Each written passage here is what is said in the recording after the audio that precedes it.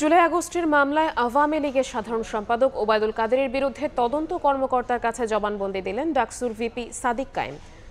সকালে আন্তর্জাতিক অপরাধ ট্রাইব্যুনালে আসেন তিনি। সঙ্গে ছিলেন ডাকসুর সাহিত্য ও সাংস্কৃতিক সম্পাদক মুসাদ্দিক আলী ইবনে মোহাম্মদ এবং পরিবহন সম্পাদক আসিফ আবদুল্লাহ। এই দুজন জবানবন্দি দেন ঢাকা বিশ্ববিদ্যালয়ের সাবেক ভিসি মাকসুদ কামালের মামলায়।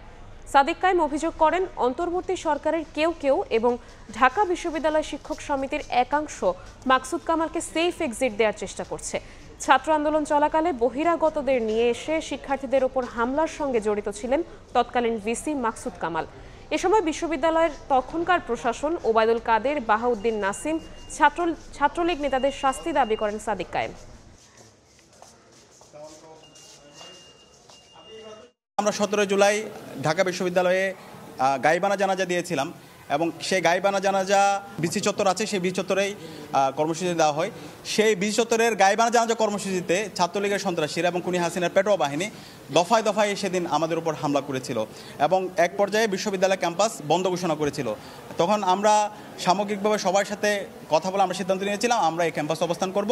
এই হাসিনার পতন না হওয়ার পর্যন্ত আমরা আমাদের আন্দোলন আমরা জারি রাখবো। বিভিন্ন পর্যায়ের যারা দায়িত্বে ছিল সবাই এই সাথে জড়িত ছিল।